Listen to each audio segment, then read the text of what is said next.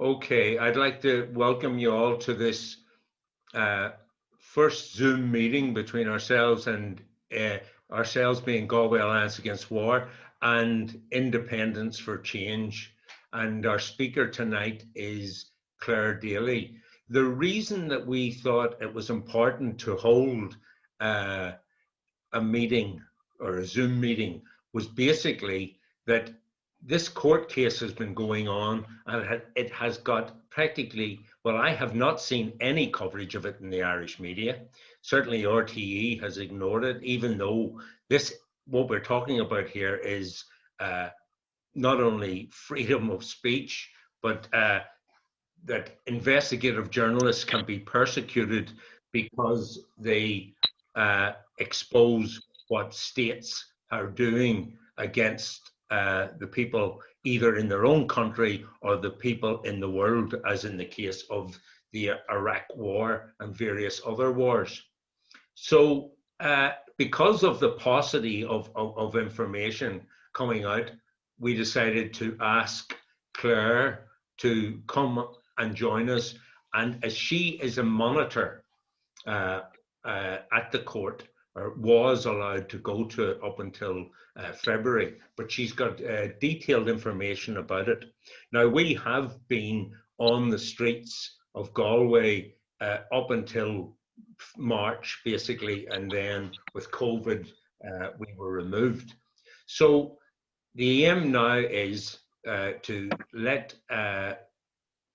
Claire explain what the situation is, and then afterwards we'll turn to questions. And as you've all been muted, I would suggest the best way to ask questions is on the chat. And there's somebody saying, "Can someone let me into meeting place?" Is that Detta?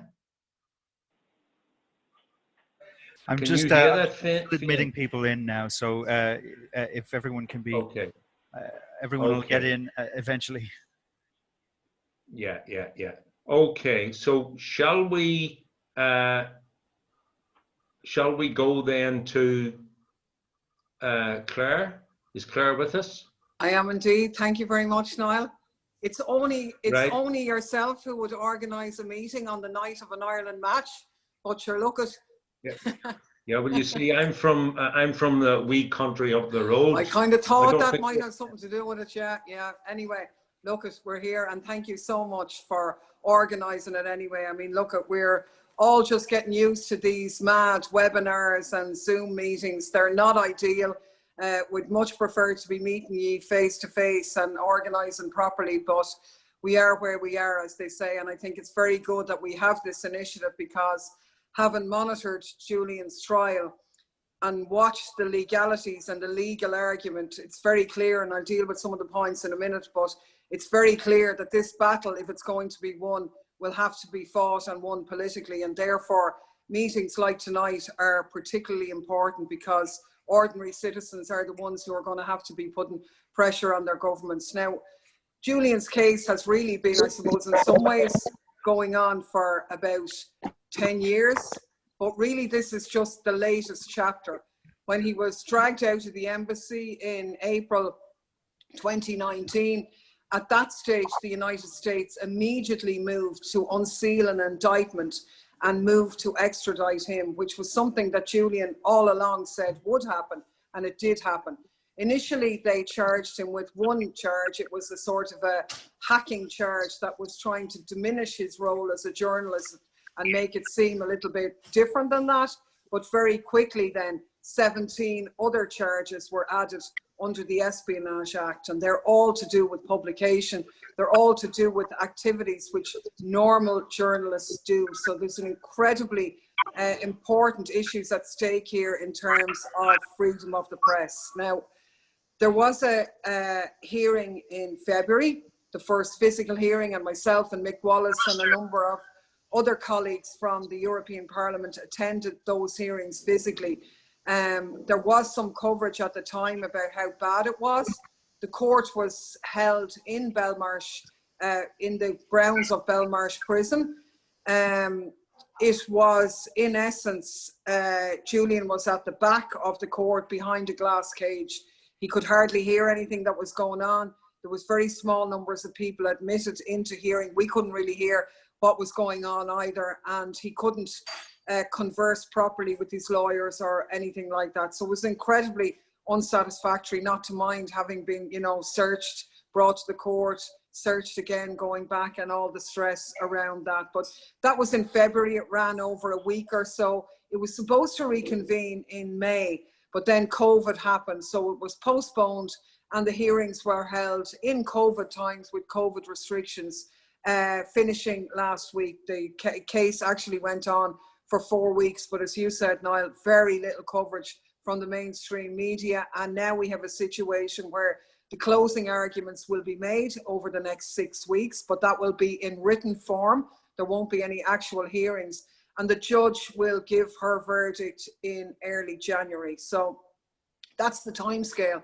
And given that timescale, I want to maybe first mention Julian's health, because it would have been obvious to anybody who looked at him being removed from the embassy last year that actually his time there has taken its toll on his health. The Ecuadorian government had made the embassy really a living hell. The new government that came in had made the embassy a living hell for him, in the hopes that he himself would leave of his own accord.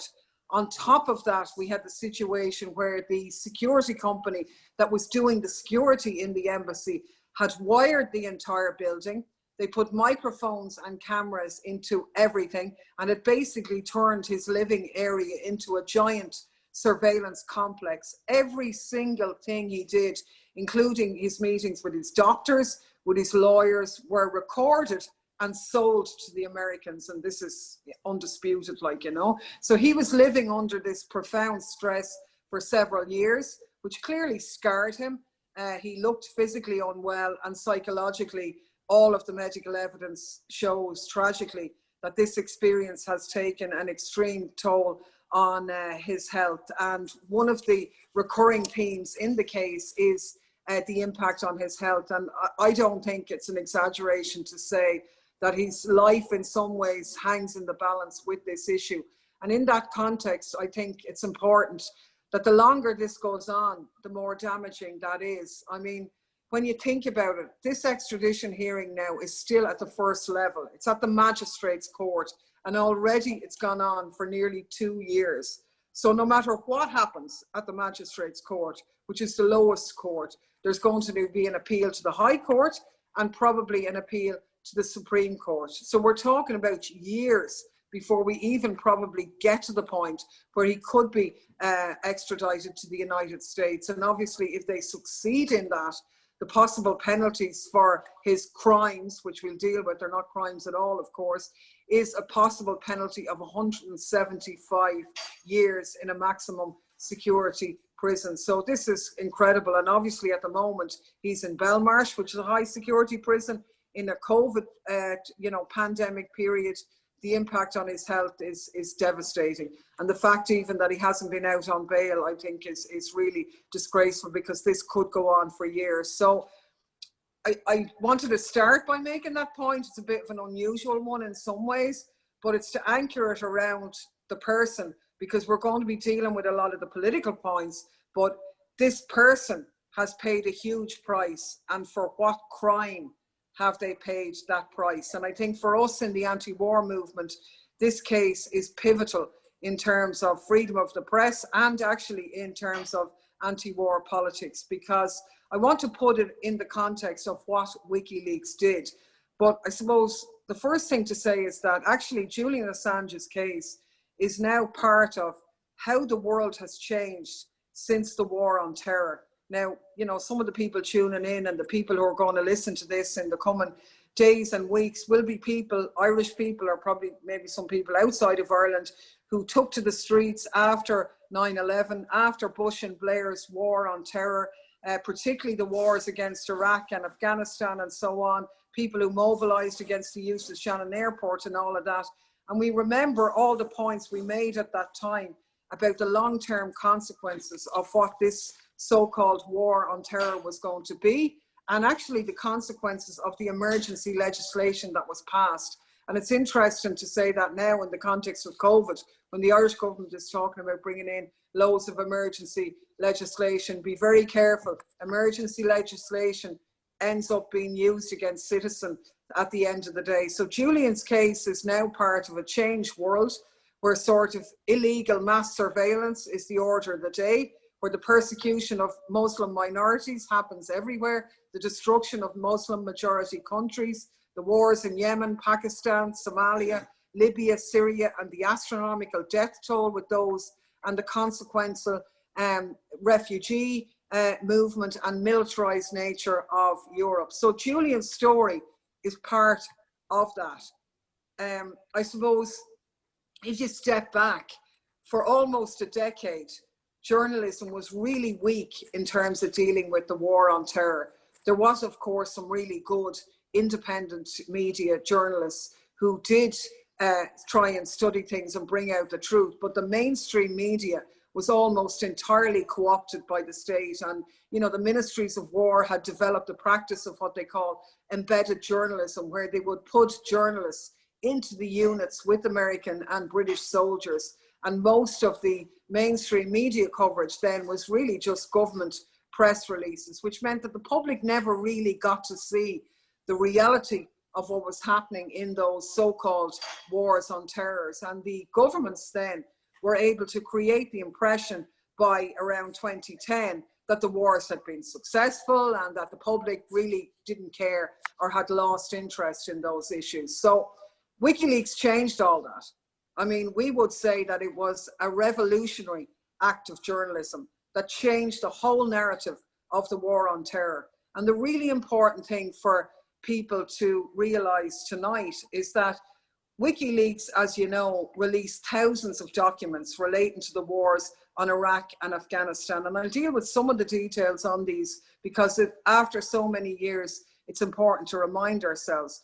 But these are the issues that Julian Assange is being extradited for. It's the WikiLeaks releases around Iraq or Afghanistan. So nobody needs to worry about all of the stories that they heard about him over the years, that there were rape charges against him, which there isn't a case against him, that he was mean to his cat in the embassy, that he was messy, that he's not a very nice person, or whatever, that he was involved in you know, sort of, it doesn't matter. What he's been tried for is the information released by WikiLeaks around Iraq and Afghanistan. And I think one of the points worth making is that given how much people were engaged after that information came out in 2010, if they had had this trial in 2010, there would be thousands, tens of thousands of people on the streets of Ireland. There'd be hundreds of thousands, if not millions of people globally protesting at the injustice that the person who was instrumental in exposing these crimes has himself become the victim of a prosecution. But of course, 10 years have passed and the establishment are relying on our ability to forget. So I just want to briefly remind people about what some of those cables were. Helicopters, gunships opening up indiscriminately, massacring women and children from the air, the systemic use of torture by the Iraqi security forces, undisclosed mass graves, prisoner records of hundreds of people who'd been kidnapped from their villages and their families and left in Guantanamo Bay beyond the reach of the law and forgotten about. These were amongst the many, many issues, but a couple of them, of course, stand out. Like there was the incident north of Baghdad when US soldiers conducted a revenge attack on a village, forcing women and children, some as young as 5 years of age, down on their knees inside a house and then shooting them all in the backs of the head, execution style. They then called in an airstrike to destroy the evidence. And WikiLeaks documents on this incident helped to produce a majority in the Iraqi parliament for suspending immunity for US troops, which eventually caused the withdrawal of US troops from Iraq in 2011. There was, of course, the really powerful incident that featured in the Chelsea Manning trial, which was the WikiLeaks video, in 2007 of the massacre of 18 people, including 2 Reuters journalists, by 2 Apache helicopters, leaving only wreckage and 1 wounded man. And people were able to see that man, the journalist Saeed, crawling away. They were able to watch a good Samaritan arrive in a van, try and help him. And then the van was absolutely massacred as well, with 2 small children on their way to school. These were and then of course the US soldiers hooting and bragging in their helicopter after committing that absolute atrocity. And of course, they were only 1 or 2 incidents of the overall horror of war. But as Julian Assange himself said, those documents revealed the everyday squalor of war, and they were incredibly powerful. Like, these releases really changed the narrative around the war on terror and engaged the public for the first time. And it is this reason and no other reason that the United States government is seeking revenge against Julian Assange and revenge against WikiLeaks for their powerful act of revolutionary journalism. That's what this is about. It was never about anything else. Sadly, Julian Assange warned that that was going to happen, which is why he sought refuge in the embassy. There were those in the mainstream media who said, oh no, he was just full of his own importance and all the rest of it, that was a nonsense. But of course, that has come to pass, and that is the reality of what's gone on now. Now, as I said at the start, I went to the trial along with Mick Wallace and others in February. We were supposed to continue on our monitoring function electronically post-COVID, and we'd actually been given permission to do that in September. And then on the first day of the court, the judge, we were trying to connect all morning, and it suddenly appeared that she had decided that our access was going to be withdrawn. So we didn't actually get to directly monitor the latter stage over the past number of months, but I have been following it secondhand, as it were, and I'll just deal with maybe some of the important points around the latest phase of the trial. The first thing to say was, when we left the case in February, and when it was supposed to restart again, in the intervening period, the prosecution completely changed the nature of the case against Julian. So in February, the defence had laid out the main arguments against the prosecution. In the meantime, the prosecution obviously decided that their case was pretty weak. So they said, oh, what will we do? Should we come up with a new indictment? We'll bring up a whole load of new charges. They added pages and pages to the original charges after the deadline that the defence had to submit new evidence. So basically, the defence couldn't respond to this late application. So when the case restarted, the defence asked for the new indictment to be thrown out, because it's never really ever happened that, you know, something like this would be entered so late in the stages. And the judge said, no. Why should I do that? You should have asked for an extension. And they said, well, we didn't really want to ask for an extension because this man is really ill. We didn't want to prolong the case unnecessarily. So therefore, we thought that you would strike it out because it is so irregular. And she said, no. So they said, well, okay, well, then we'll have to ask for an extension now. And she said, well, no, you're not getting it. You should have asked for it back then. You're not getting it now. And that was basically how the latest phase of the trial started. So the defense was, the extension was refused, and the hearings had to go ahead with the defense basically arguing an outdated defense against a set of new charges. I mean, you could not make this stuff up. And this is Her Majesty's great sense of justice, like, you know, British justice and all the rest. But I mean, like, seriously, absolutely disgraceful. I think it's worth saying that Julian is being prosecuted under the Espionage Act. And this is something that he always said would happen. We should remind ourselves that this was a wartime law passed by the US Congress in 1917 to be used against war resistors during World War I, right? That's what it was used for. It was really designed to criminalize dissent. People may or may not know that actually Jim Larkin was a recipient of it. He was imprisoned under the Espionage Act for his anti-war activity in the United States. But up to now, it's never been used against journalists. But now the Trump administration decided to change that. So that's what he's been prosecuted. It's worth pointing out as well, in terms of emergency legislation, that one of the other war laws that he's been done under is the UK's extradition treaty with the United States. Now, this was negotiated by the warmonger himself, war criminal Tony Blair, in 2006, in order to speed up extraditions to deal with all the terrorists for his friends George Bush. Now, at the time in the UK, there was a huge uproar in the House of Commons against this, that it was going to be trampling on civil rights. Tony Blair said, absolutely not. This is only going to be used against terrorists. Don't worry about it.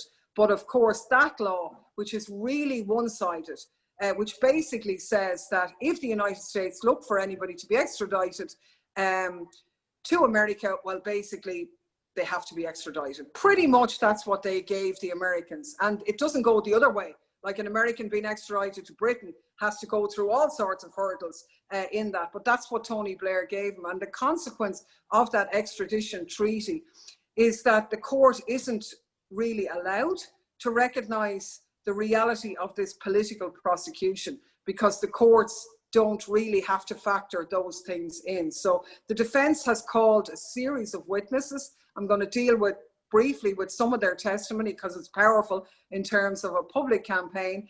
But like, they argue a lot about the political nature of this prosecution, including, interestingly, that if they succeed in putting Julian Assange in prison in America, then he will be prevented from testifying in the War Crimes Tribunal in the International Criminal Court about US crimes in Afghanistan, which is no small matter either. But basically, the treaty obliges the judge to simply assume that the United States does follow rule of law, that their prosecutors are impartial, and everything is great.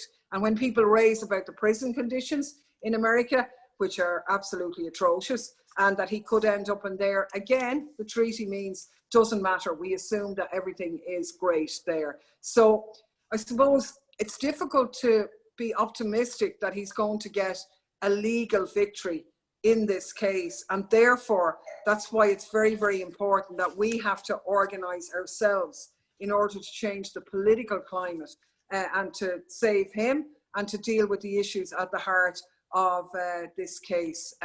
So I think there were, to help us maybe, some very important testimonies given in his defense in the past number of weeks, and they will be important for us who want to campaign for his freedom. Now, a big highlight of the hearings, and one of the main things that featured a lot, was a discussion about an incident in 2011 when the WikiLeaks cables ended up unredacted on the internet.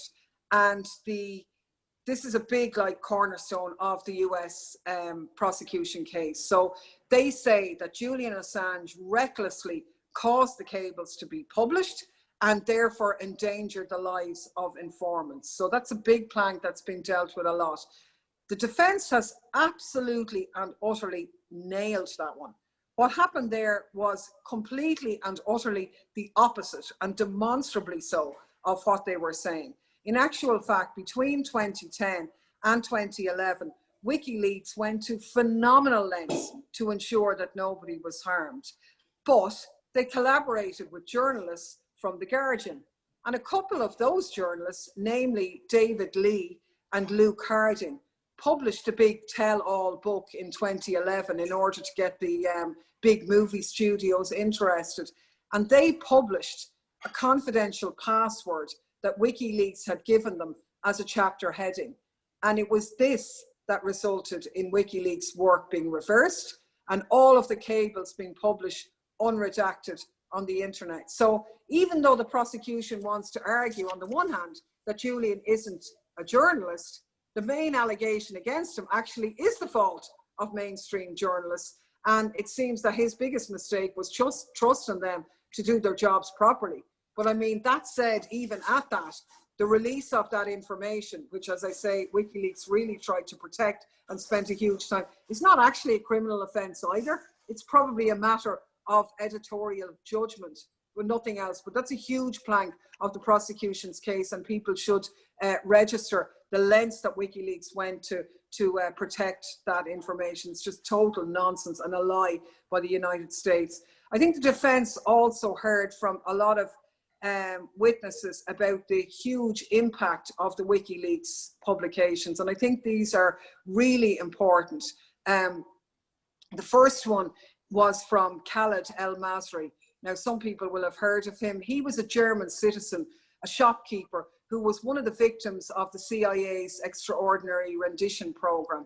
And he gave a written testimony which was read out in court. And I mean, the hair stand up on your head reading it, and people should access it directly and read it in full. But essentially, the short version is the CIA were after somebody who had the same name as him.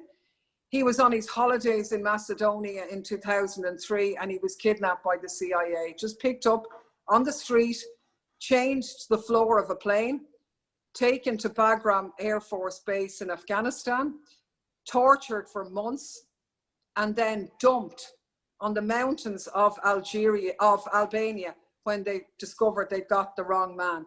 Now, this man had sought justice for years, and he testified in court that the documents released, because nobody believed him for years, they thought he was nuts. His family and everything had kind of moved home. It was just appalling. But anyway, he testified that the documents released by WikiLeaks about his ordeal helped him to win his case in the European Court of Human Rights. Another powerful testimony was from a Reuters employee. This was Dean Yates, and he had been stationed in Baghdad in 2007 when the US military murdered his two colleagues in the incident I referred to earlier, which was exposed in the WikiLeaks collateral murder video. Now, Dean testified about his experience in trying to seek the truth about that incident and what happened to his two colleagues. And he testified that the US top military brass in his inquiries just treated him to barefaced lies. He was actually even shown clips from the video, edited to make it look like his two colleagues were at fault and had contributed basically to their own murder. And he said he believed that, and that's what he thought was true until WikiLeaks published the truth in 2010. He couldn't believe it. And he said that he knew his two colleagues, Namir and Saeed, would have remained forgotten statistics in a war that killed countless human beings, possibly hundreds of thousands, had it not been for Chelsea Manning and Julian Assange, that the truth came out about what happened to them. And, you know, that was just incredible stuff. And I mean, I don't want to go on about it too much. People should access it, but I just finish maybe on another incredibly powerful testimony, which, because, you know, it's obviously the account of the court case is pretty depressing in a lot of ways from a legalistic point of view, and we do have to bring it back to politics. And no better buccal than Noam Chomsky himself, who was also a witness in the trial and again gave written testimony in defense of Julian Assange. And he just, you know, again, as I say, because we're likely to maybe win this politically, I think his testimony is absolutely crucial. And I mean, this is what part of what he said, which I think was really powerful. He said, "In my view, Julian Assange, in courageously upholding political beliefs that most of us profess to share, has performed an enormous service to all the people in the world who treasure the values of freedom and democracy, and therefore who demand the right to know what their elected representatives are doing. His actions, in turn, have led him to be pursued in a cruel and intolerable manner. Julian Assange's actions, which have been categorized as criminal, are actions that expose power to sunlight. His alleged crime in working to expose government secrets is to violate the fundamental principles of government, to lift the veil of secrecy that protects power from scrutiny, keeps it from evaporating. And again, it is well understood by the powerful that lifting the veil may cause power to evaporate. It may even lead to authentic freedom and democracy if an aroused public comes to understand that force is on the side of the government, of the governed, and it can be their force if they choose to control their own fate. And that to me says it all. WikiLeaks and Julian Assange empowered people to challenge those in power. They shed sunlight on an area and ignited people's proper anger. And for that now, he faces a life of incarceration. And I mean, Niall made the point at the start, is it's absolutely incredible that the mainstream media, who are his colleagues allegedly, are not even covering this trial in the way in which they should. So therefore, it comes down to the rest of us who understand the significance and who have been involved in anti-war politics. So look, I think this is a huge challenge for us, but that we have to use every chance we have to champion his cause, to embarrass the authorities in Britain, the US, our own TDs, in order to get justice for Julian Assange. So that's kind of my intro, Niall. If you want to kind of step in now, and if I find my screen, I hate these Zoom things. Yeah, well, I've got, can people, Okay. you can hear me, can you? Yeah. Yeah. Well, I thank you for that. And I thought it was very detailed in so many ways. Not only the account of the testimony and whatever, but actually his impact and what he has done over the years. Has anybody got a question at all? I'm just noting that one person came in late, but that's. I think we're recording it anyway, so it can be rewatched. But yeah. There's no questions as yet. One person was in contact per messenger asking about, and it isn't necessarily directed at you, about setting up a campaign in Ireland, a national campaign. I actually thought there was a national campaign. We just took the material and did our best. But I don't know what you think. I mean, how do we go from here, really, is the question. Yeah, I mean, we had a meeting this time last year, myself and Mick Wallace, with John, Julian's dad, and in the Communist Party offices in Dublin, in Connolly Books. And there was a really good crowd, and a lot of people took the material. And there was a lot of activity around it, actually putting pressure on Irish politicians, contacting the UK authorities to not have him extradited, just publicising, I suppose, the issues. We did something similar in the European Parliament, we had a really high-level hearing with a lot of people in attendance to it, including the UN Special Rapporteur, Niels Melzer. Very good gig. We had senior officials from Australian politics speaking at that as well. It's become a big issue in Australia, and that's where it can come a talking point. But in Ireland, I mean, I think we do have some other material which Fionn, our technician, will put on show if we can at the end. But we got some material published which features Julian's quote, which we find very powerful, that if wars can be started by lies, peace can be started by the truth, and sort of promoting that quote on tote bags, on stickers, on notebooks, and getting that word about. So there is material there, and I suppose it's a case of people taking it. I mean, look, it's very difficult to organise anything in these COVID days, but I suppose anybody can send an email to their TD. They can get in touch with the human rights bodies in Ireland and so on. The National Union of Useless Journalists, who should be doing a hell of a lot more and are very good at just watching their own backs, but not very good at actually protecting investigative journalism, to be honest. In an Irish context, they've been really poor.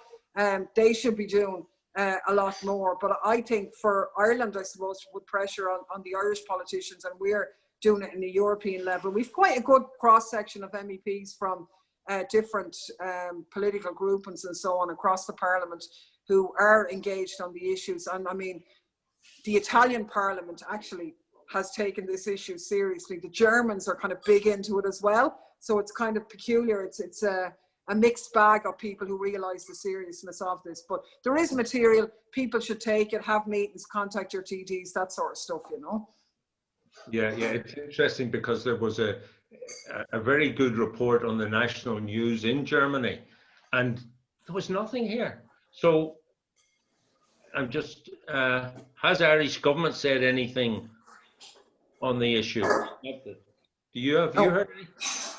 Not that, never did. I mean, all the time when I was in the Dáil, I used to regularly put down parliamentary questions, asking them had they made a stand, asking them had they raised the issue at the Council of Europe, and they kind of said, oh, it's not a matter for us, we don't get involved in individual cases.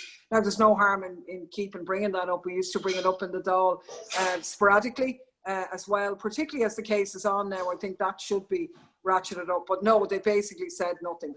Yeah, I think one of the problems I thought with the material that we got, that it was all directed at the Brits, the Secretary, which of course is what he's not going to give it. We've got to say. Yeah.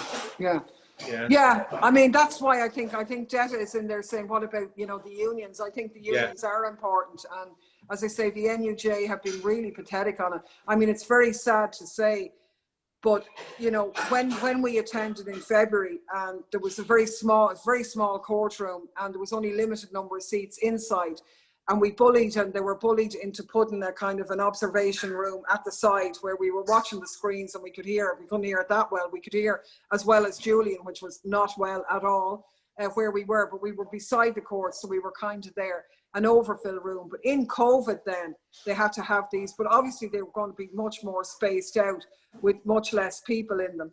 And for Julian's one, I think they had maybe one overspill room or something. But in the case that had been running, that ridiculous case between Johnny Depp, the actor, and his wife over who was fighting with who, the media had assembled 6 rooms full of people wanting to hear the gossip and the tit for tat in some actor's ex-wife's marriage or whatever. And the biggest press freedom case of a generation, and they can only go into one overfill room. Like, seriously, scandalous. And the NUJ has a lot to answer for in that regard, I think.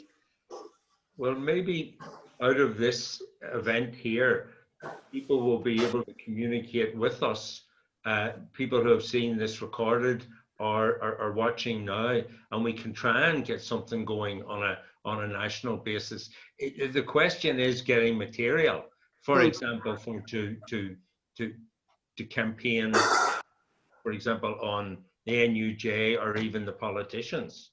Well, we can certainly assist with that, like, for sure. A bit like the way we did last year. It was directed at the UK authorities last year because we wanted to try and get that pressure on before the case actually started. Now that that's well underway, it's too late for that. So obviously we should probably, in an Irish sense, concentrate on the Irish government or on the Irish trade unions and look at, even getting motions passed at conferences or whatever, and direct the focus maybe more there. I mean, Fionn, before we go today, we'll put up a shot of some material we've got produced here. And I know Jenny Bassett was in touch with you about her play, like WikiLeaks on trial, but art and artists have been using art to show the importance of this message as well. Do you know what I mean? So different mechanisms like that, be it wearing a tote bag or watching WikiLeaks on trial or spreading the word, all of that can actually have an impact as well, Jenny's saying that SIP2 supported the WikiLeaks on brilliant trial. Yeah. Well, maybe, so that is something that more could be done in terms of the unions then, I think, as well, Yeah. Somebody's asking, what about pressurizing Sinn Féin and the Republican movement? It's a good question. I must talk to my daughter. Given our history of repression and persecution, let's see. We need some sort of structure for coming together. What about President Michael D? Yeah, I mean, I think, we're all up. Yeah, we're all learning in terms of Zoom and trying to. I think what Anne Conway is saying is accurate. We need to have some kind of structure. Yeah. I think, right, and I think Anne is right? And obviously we're all only getting used to organising in these COVID days. And we don't have great experience about organising this. And this is Niall's first meeting to host via Zoom. And it's kind of our first one to organise like this as well. So, I mean, we will be able to have a record of who attended the meeting, I think. Will we, Fionn? Yeah, so we'll know who's at the meeting. And I mean, there can be an exchange of views then, and maybe the idea of inviting people to a more informal organisational meeting, then you could consider that, Niall. We can certainly assist in getting whatever material you want, and then people just need to take that material into their own areas while understanding that these are constrained times as well, you know? Yeah. Okay. I think maybe we can, I can talk to Jenny afterwards about showing the WikiLeaks on trial on one of the, I don't know how you work it, but on Zoom. Well, that would be great if it can be done on Zoom. That would be very good, yeah. Or whatever ways. We've done some of that as well, you know, with other films, and that you can do it. And it's, art is powerful in this, and a lot of artists are raising the issue. So I think there's certainly mileage to be done from that. Yeah, well, maybe we can try and organize something like that. Yeah. Well, that's all. We need to get together to do that, and then maybe if you can be the hub initially, your office. Okay. I mean, I'm looking across at my office here, going, what does he think? Yeah, we could do a bit. Can't we? Yeah, I he thought said somebody was making something to eat there. All the dishes. Well, we are an hour ahead here, right? But yes, we can look at convening something initially. Yes, with this information and with some of the material, and we can certainly help with that. Yes. Well, but I suppose we have to be realistic as well. Is that we've been stuck over here since February. Although looking at the way things are going in Ireland now, in some ways, not sorry, but the COVID thing is ridiculous. But look, we're stuck here, so you're going to have to kind of take a lead on it yourselves, I suppose. But we'll certainly help as much we can with sort of the initial meeting and material and all that kind of thing. And if we ever get back to Ireland, we'd be very happy to do that physically as well if we're ever let. Yeah, and Anne's got some, you know, because we're thinking of speakers and organising other things. The idea of Paul Hill or the Birmingham Six. Good idea. Yeah. Well, Guildford Four's Paul Hill. I got them wrong there. Yeah. Okay. Just speak for Anne jumped on screen. Number one. We need to decide a name. One of the most recent jokes is they came for the journalists. I'm not sure what happened after that. You know, it's about, you know, the basic aim is to free Julian Assange, and the expansion of that is to defend journalism. And defend freedom of information. So we need some, you know, I'm not proposing a policy now, but it needs to be something short like that. That's what we're for. And then we need a structure. So I would think if Claire's putting some basic structure together, but right now, Niall should be the chair of Free Julian Assange Ireland. The people who are here are the members, and I think that's quite important because I went to a meeting in Belfast several months ago, and it was a reasonable meeting. People were very engaged, but we heard nothing else. You know, nothing None was decided. There was no committee set up, and it just went away. So, I think I think the people who are here, we do agree the importance of this issue. Yeah. So, it's fairly shortly turn that into a phrase, a slogan, a policy, and if we agree right away, we're already the committee, and we'll. The next thing to do is to have a slightly less formal meeting too. That's totally right. Yeah. I think the first goal is the NUJ. Yeah. There's a lot of other goals, but the first one's the NUJ. Yeah. And I know some people in it who might be able to move things along. That's a good idea. That would be a big, yeah, Okay. that would be a big step forward. That's very good. Yeah. Yeah, but especially as, you know, we were out on Shop Street for weeks and weeks, handing out, getting people, very supportive, but you really felt, you know, what's going to come out of this right into the friggin' Yeah. British Home Office. But if we can start to target RTE, Yeah. NUJ, and certainly the Shinners, and there's all those others on the left as well. Yeah. Talk to. Yeah. There were two good people in the Dáil, but they, somebody said they were kidnapped and taken to. Very funny. Yeah. Okay, that's okay. Because right. we've no bloody journalists, that's why you don't hear about us. Because Yeah, no journalists well, bloody cover anything, you know. But anyway, if we Yeah, had yeah. some decent ones, we'd be all right. But yeah. Just tell me, I don't understand how these things work, but I'm on Facebook anyway and can be contacted, or we have got a group, Galway Alliance Against War, which is on Facebook, and people can join there or whatever, so that we keep the contact. Yeah, I've no clue how that works either. Yeah. I can even put in my email address, right, and then Okay. so that I've just got to. Yeah, Jet is saying so. Just the email address is up there now. Oh, he's smart. And then I press enter. So that's my my email address. If people want to contact people who are interested in getting something going, contact me on that. Yeah, and I think it can be taken as given, like John's point, that the Free Julian Assange Ireland campaign has been set up. You're the interim chairman now, so tough. Yeah, take it from there, you know. I'd say within the next couple of days, we look at maybe drafting something. You could do a first stab of it or whatever. And we circulate it around and then push. You do a first stab. Okay, right. This is the fellow now who suggests to me. I'm thinking of good journalists that I know. I mean, there are good journalists out there, but for example, it's getting something into the media. I mean, we have a story about Belfast flights flying to the border with Syria. I give it to the Irish News.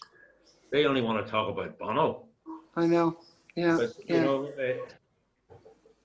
so it is. Okay, so we've got it going. There's people from Belfast. There's people from Dublin. Although I don't know, do we want people from Dublin? Anyway, on that note, anybody who's watching a recording can contact me on Facebook, and we will probably set up whatever we're going to call this group, probably Free Julian Assange Ireland. I take John's point, having a go at the whole, the bigger issues also important. Anyway, on that note, we'll close this for this evening. Just what? Yeah. No, I know from some of the comments coming in now that, you know, Jenny was saying that they have some material in that as well. And work can be done. You know, people are coming up with good suggestions already, so it's a case of just amalgamating them. I think Fionn is going to show some of the stuff we have. It's just stuff that we got here with the political group that we are there. I mean, they're not great, but it's not so bad. No, that's actually that's a podcast that myself and Mick Wallace do. I foresee trouble with Daly and Wallace, to give you what's going on in the European Parliament. But that is stuff that we've got done as well. You'll see the bag with Julian's message: if wars can be started by lies, peace can be started by truth. And then notebooks and pens and stuff. So if people want to use them, they can get in touch with that as well, you know? Yeah. Okay, we'll do our homework, and thanks very much to everybody who attended. Yes. And to you for organising. Well, and for you too, and Fionn as well. And I've just heard from Bratislava. Okay, good night. Thank you very much. Bye. Thanks all. Talk to you soon.